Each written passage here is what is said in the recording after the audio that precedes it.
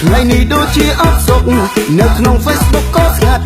មិនដឹងថាបាត់អ្នក like បាត់អ្នក comment ទៅណាអស់ហើយឆាតទៅក៏គ្មានអ្នកឆ្លើយសែតខ្លាំងមែនទេលោកអើយអស់ចុះឡើងអស់ថ្មហើយ selfie បងហើយឲ្យជូតមកមួយប្រឹងជូតទៅណា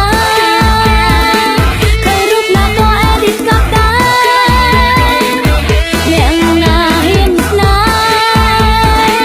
ជូតបែបនេះ messing ក៏ទៀតទៅ